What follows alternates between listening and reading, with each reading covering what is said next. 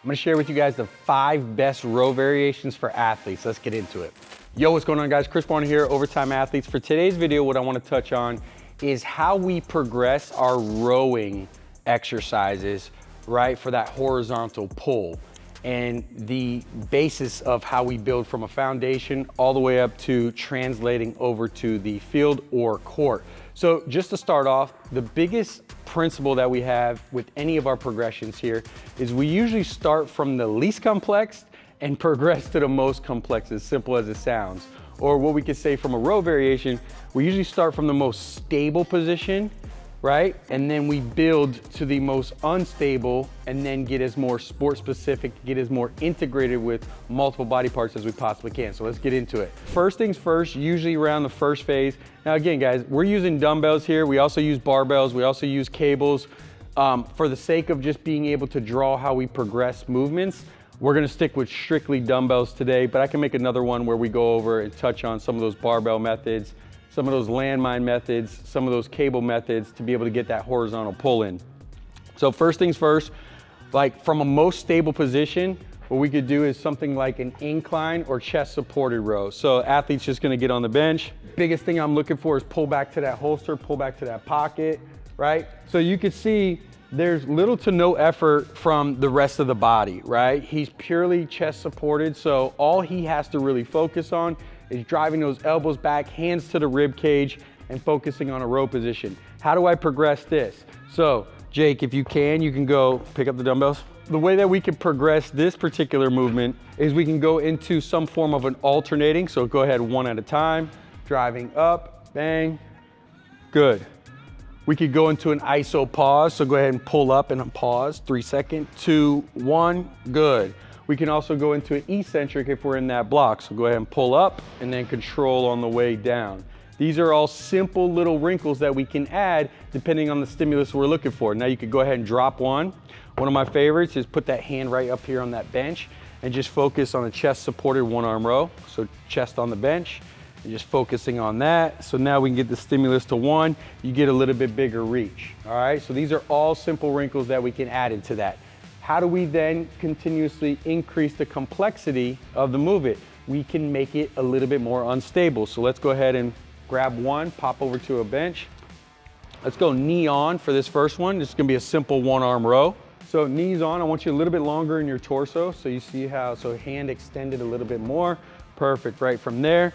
Again, we're not chest supported. We've incorporated a little bit more of the trunk, right? There's a little bit more anti-rotation here. Knees on the bench, but again, it's still a little bit more unstable. It's a little bit tougher than the last one.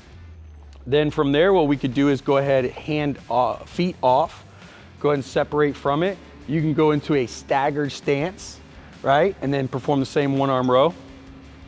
Good from here, perform the same thing, 1-arm row. Now, if we want to increase the complexity, right, start integrating the trunk a little bit more, what I can have Jake do is go ahead and bring your feet together and back. Good, long in your trunk, so go ahead and set up where you're a little bit further back. Yeah, there you go.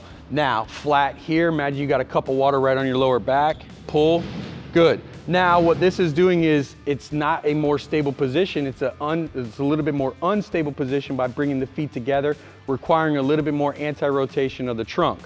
Then from there, we can actually go something like a variation like a plank row. So plank row, what I want you to do is go ahead and get the feet completely back, engaging the torso and the hips just a little bit more, performing another variation of the row. Good, far back as you can, butt down, almost like you're doing push-up position.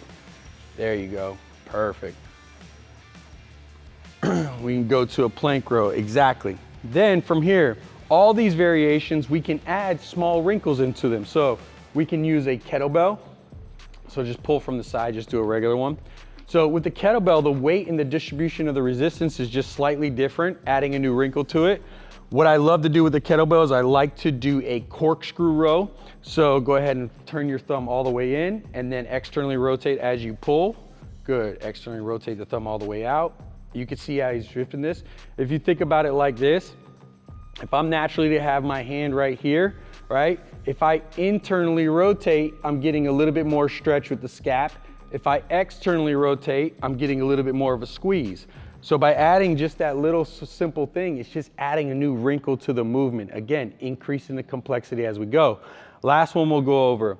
Go ahead and grab the dumbbell. Can you do a bird dog road? So what I want you to set up is you're gonna have one knee on. So you're gonna have your left knee on.